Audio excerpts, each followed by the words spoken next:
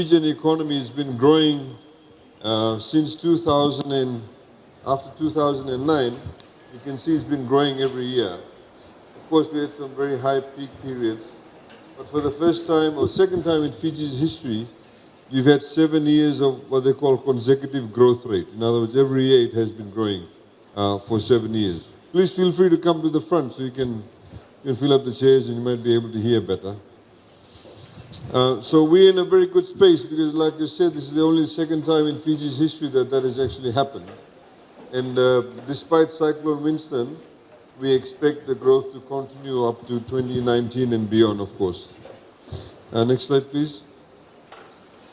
What are the things that is helping our economy to grow? There are obviously different sectors. So the agriculture in that growth contributes about 0.31%. Fish is very low, 0.02. Forestry is 0.01. Then, of course, that's what you call the primary sector. Then you have the industry. Manufacturing is 0.56, another nearly more than half. In this manufacturing is also sugarcane production. Not the planting, but the sugarcane actual production, not the sugar you get from the mills. But of course, we've got lots of other manufacturing that takes place in Fiji. Construction is quite high, 0.33 comparatively. Mining, relevant to Tavua, is 0.04, which is fairly low compared to what it was. Electricity, water. And services, financial services, transport, wholesale, retail, accommodation, information, communication, and all the other sectors that contribute. It helps you understand what are the areas in our economy that helps contribute towards the growing of the economy. The wider it is, the better it is. In other words, you have more things contributing to the economy, it's good. If you only rely on one or two things, then it's bad for the economy. Because if one of that goes down, then it has a huge impact on the economy. If what we call a broad-based economic growth is better for your economy. What are the things that have increased that we can see? Normally we measure, these figures are from the Reserve Bank of Fiji. Between January and September of last year, the value of building permits issued went up by 12.7%. So that's always good because when construction is going up and building permits are being applied for, you know that more people are investing. The value of work in place, in other words, this is actual construction. This is January to September last year, went up by 10.5%. The point is that if you look at those values now, you'll find a lot more construction because of what government is doing, for example, schools. Domestic cement sales went up by 11.1%. Obviously, there's something that you look at because people don't buy cement to keep it in their house. They use cement to build. That means more construction is taking place. Imports of investment goods went up. In other words, plant, machinery, etc. Imports of that went up. In other words, people who are actually investing in, getting more into business. Government capex, government capital expenditure went up by 7.8%. Things went down. New investment lending went down. Lending for real estate and for building and construction. Normally, you expect this after a cyclone. Remember, we had a cyclone in February. Consumption indicators. These are things that we buy normally. And it shows how well the economy is doing when people are spending. So second-hand vehicle registration went up by 27.5%. New vehicle registration went up by 27.5%. Second-hand vehicle registration went by 7.8%. I mean, you go to places like Suva, Nandi, Lotoka, people have traffic jams now because a lot more people own vehicles. A lot more people own vehicles. And in Fiji too, buying your own car is seen as a sign of you doing well. So, social mobility. New lending to wholesale retail trade went up by 13.2%. Imports of consumption goods went up by 14.7%. Most of the things, the pen in your pocket, the watch that you are wearing, maybe the shoes that you are wearing, the fabric that you buy, it's all imported. All these things are imported from overseas. The varnish, we don't make varnish. The varnish on this chair is imported. So normally when those things, the sales of those things goes up or when we import more, it goes to show that people are spending money. PAYE collections, that's the tax that people pay when you are working. That went up by 4.9%. What that shows is that salaries would have gone up, plus new jobs would have been created. That's why you're getting more tax from PAYE. As you can see, the next one, new job advertisements went up by 15.1%. And normally the RBF always uses Fiji Times, but of course jobs are advertised in Fiji Sun. We've asked them to look at that too. Personal remittances, that is money being sent across to people from overseas to people in Fiji, that went up by 5%. VAT, even though VAT decreased by 15.9%, VAT collection went up, which basically shows that people are buying more things because we're collecting more from VAT, even though VAT went down. New lending to private individuals went down by 4.7%. Next slide, please. Vehicle registration. You can see that, what I was talking about. The new vehicles here, that's new vehicles. Second-hand vehicles, you can see how it's increased. 2005, you had 3,363 new vehicles being bought and 6,088 second-hand in 1 year. Today, 4,920 and 10,152. This is the number of vehicles that's on the roads. It obviously has implications for us because people, when they have more vehicles, people on wider roads, they want 2 lanes, they want better roads. So this is the kind of things that we do look at when we do planning also. Retail sales survey, it goes to show this is people spending money, going to the shops. So it goes to show the average growth rate. We had the cyclone here that went down, but it's been increasing every year. Next one, please. Inflation. This is very important.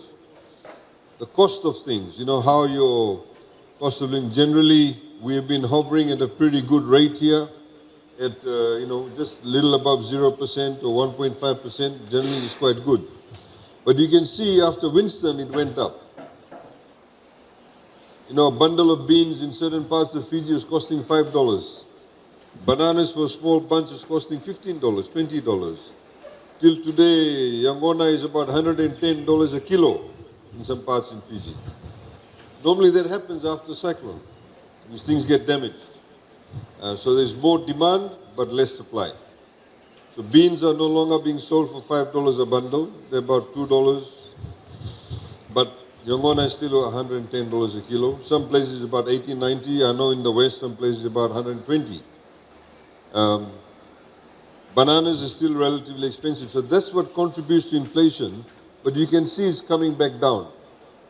So we expect that to come down after a period of time. Now, this is very important. A lot of people in Fiji don't understand this. You know how I gave you the example of the watch that I'm wearing, the shoes, whatever it is that you're wearing, the specs that you're wearing. Those specs aren't made, the frames aren't made in Fiji. So, in order to buy those goods are sold in foreign currency. If you're buying from Australia, it's Australian dollars. If you're buying from USA, it's USA dollars. So you need to have enough foreign currency to buy goods in foreign currency. International benchmark says that you should at least have enough foreign reserves up till here, which is 4 months' worth. You must have enough reserves to pay for 4 months' worth of supplies of goods from overseas. You can see in 2005 we were well below that. We had only $549 million in foreign reserves. Today, we have $1.9 billion. Huge difference. So we are above what is the expected benchmark. We've been above that since 2011. Normally when banks look at a country to see how healthy your economy is, if they want to lend you money, they feel a lot more comfortable to lend you money at better interest rate if your foreign reserves are high, because they know you got enough money to pay for your expenses when you engage with overseas countries. Next slide, please. Okay, there's only been about 2 or 3 times since independence that we've had what we call a surplus budget. Now, what does a surplus budget mean? A surplus budget means that we collect more, make more money than what we spend. That's what you call a surplus budget. In other words, you have money left over in your pocket. You don't have to borrow money. Only 3 times since independence. Every single time, from the alliance government days and every other single government, we have always spent more than what we collect. The issue is how much more do we spend or how much more do we actually borrow. So you can see that in, for example, 2001 is about 6.2% deficit. Fairly high. We've been trying to reduce it since 2010. 2.2, 1.4. So the lower it is, the better it is, of course. But you can see it's gone up to 4.1 over here. This after cyclone. Winston is now 4.7. And the reason why it's gone up to 4.7 is because we've had to spend more money. We spent about, in this year's budget, we've allocated about 205 million, right?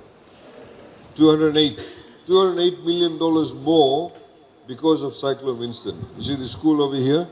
All of this is getting built. They're doing the engineer's report. Some schools have already been completed. We are paying for all of this. Schools alone is costing us $132 million. So if Cyclone Winston had not happened, we would have been $208 million richer, directly. So the deficit, the lower the deficit is, as per your GDP, the better it is. But sometimes you need to spend because you need to recover from a particular event. You can see the previous year, we were only 1.6%. Because of Winston, we went up to 4.7%. Next slide, please. Now, this is how much money government is making. We're collecting, making revenue. These guys from FERCA, they collect duty. They need to collect more. Collect duty, you pay taxes, people pay STT, you pay VAT, all of that. In 2004, government collected, or revenue is $1.1 billion. Today is $3.1 billion. Huge difference. Nearly 3 times more what we are making. Which is a good thing. We are obviously making more money.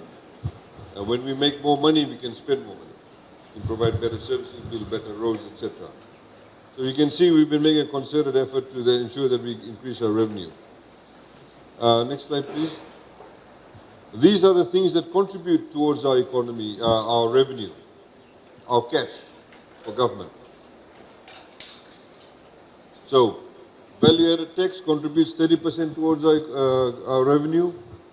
Direct taxes, this is your corporate tax, company tax. We've been really targeting companies who have not been for years paying a lot of taxes. There's a lot of tax evasion. Customs, we still think there's a lot of problems at the border.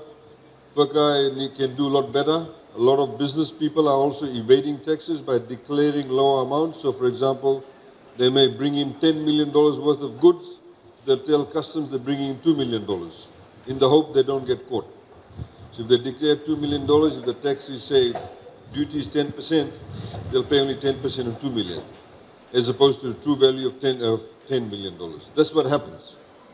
And we're doing a lot of those, a lot of audits, etc. Service turnover tax contributes 2%, water resource tax, departure tax contributes 5%, stamp duty, fees, charges, sale of assets, others.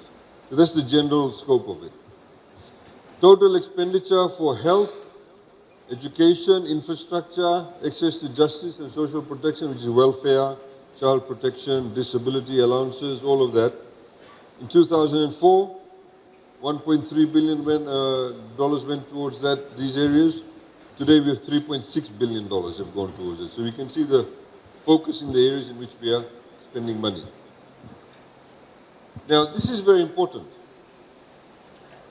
This is what they call the expenditure mix. So when government spends money, you have to see what percentage of that money goes towards the general running of government and what percentage of that money goes towards capital investment.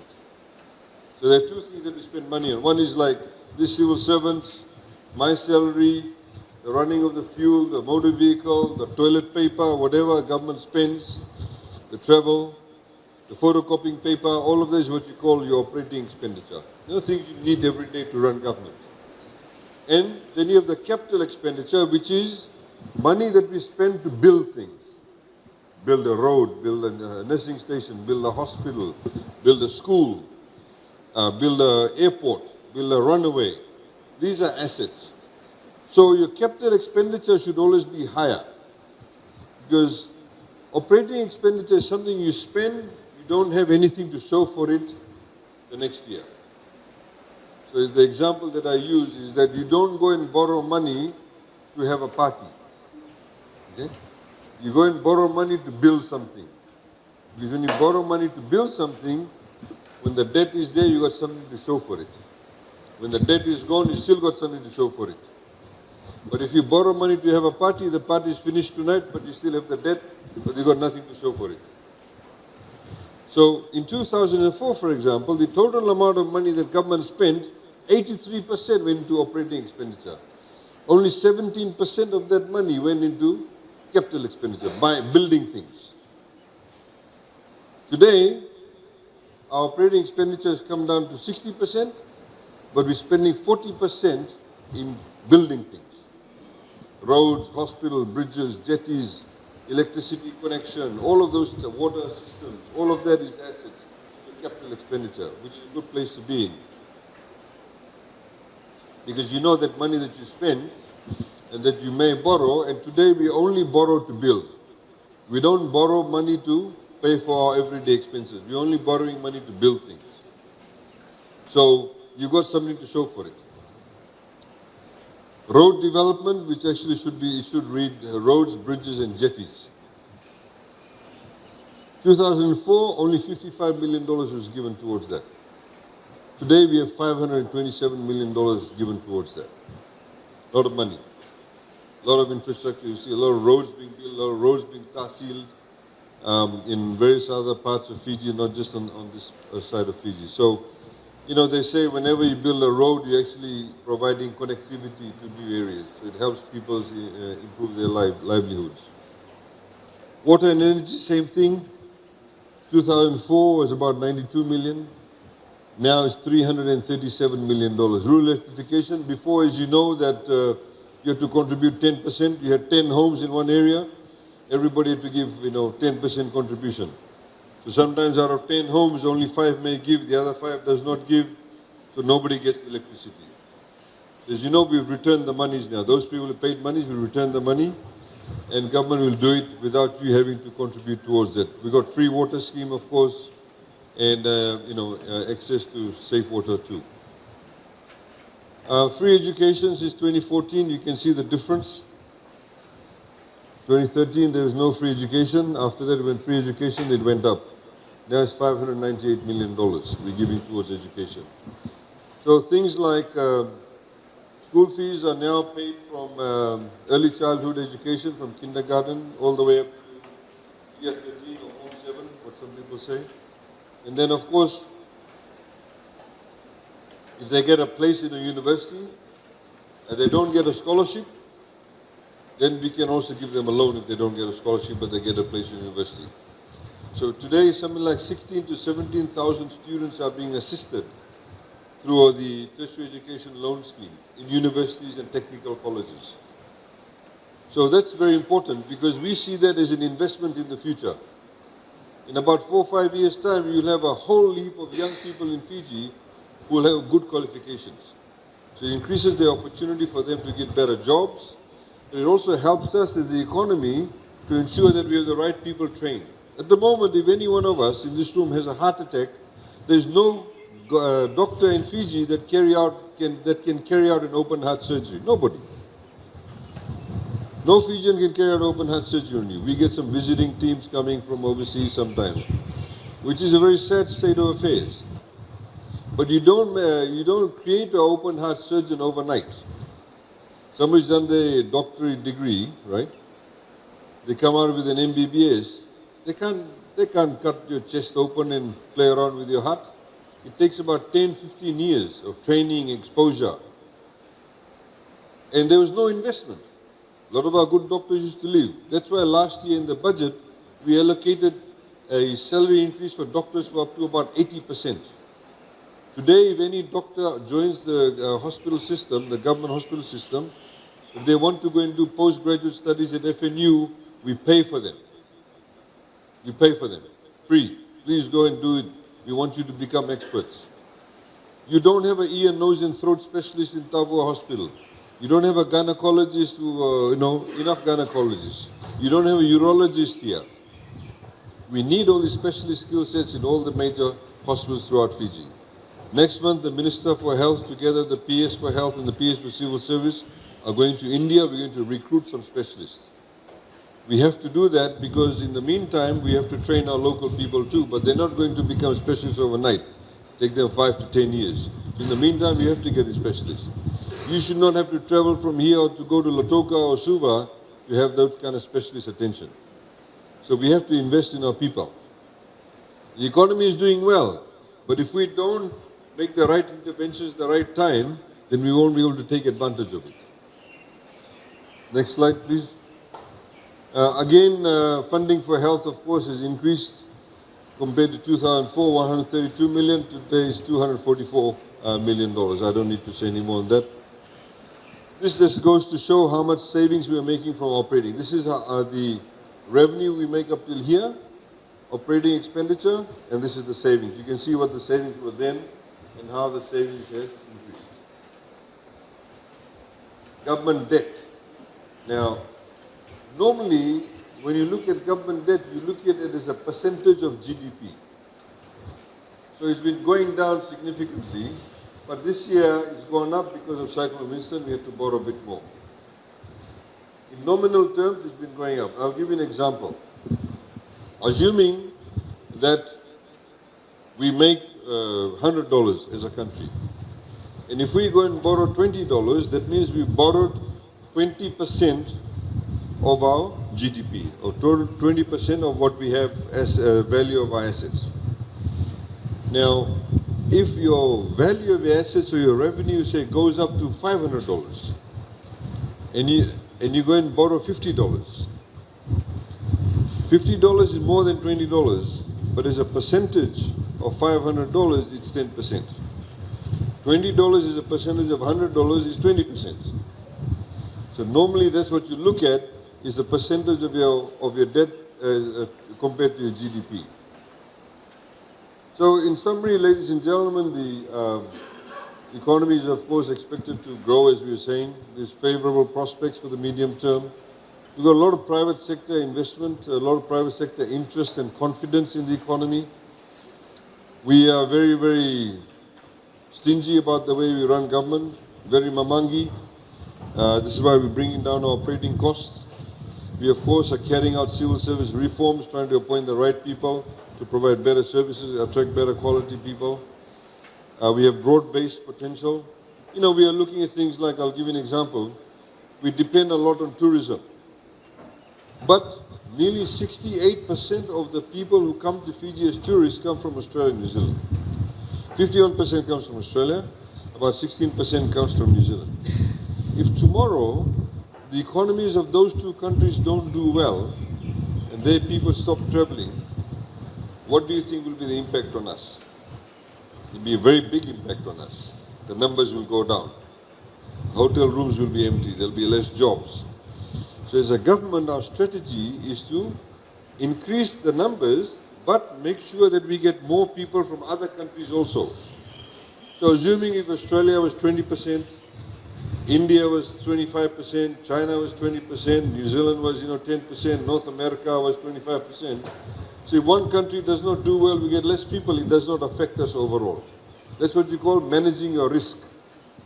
This is why government is now partnering with Fiji Airways and we're getting them to fly to Singapore, helping them because we want more Indian tourists.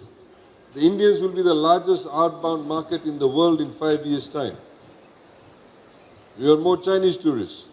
We should not only depend on the Aussies and Kiwis. Yes, we want them to come, but we have to make sure that the risk is shared amongst all the different countries. In the same way, for example, if you're only dependent on one, give you a simple example, if you're only dependent on somebody in your community or your household is only dependent on one wages, and if they lose their job, then their entire family gets affected quite badly. Or if you have, for example, this is why cane farmers, for example, they do not just cane farming, they do vegetable farming on the side. It supplements the income. So in the same way, we need to think along those lines too.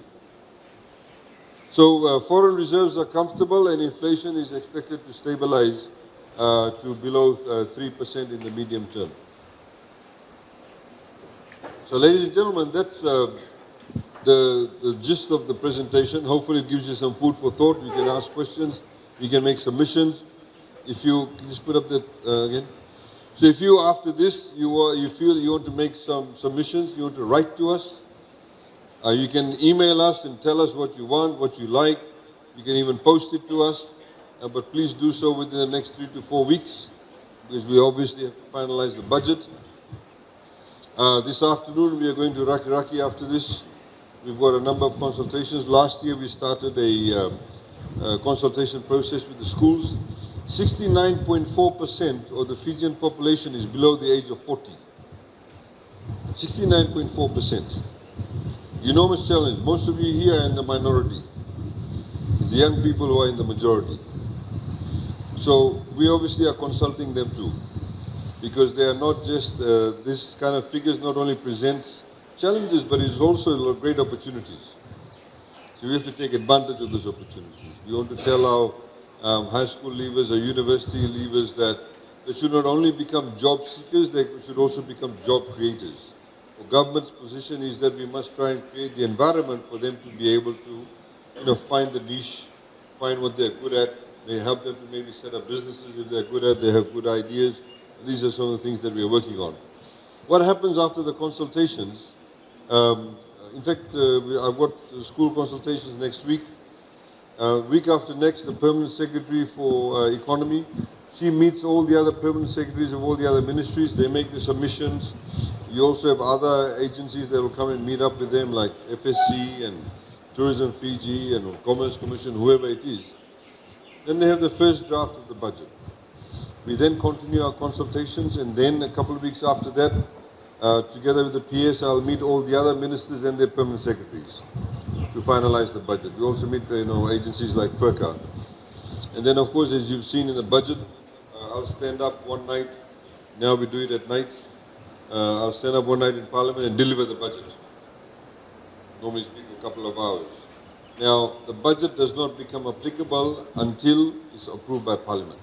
But there's one thing that becomes applicable. If, for example, in the budget, we announce that the duty on cigarettes or alcohol or duty on cars is coming down or going up, whatever the case may be, those duties come into effect immediately after midnight.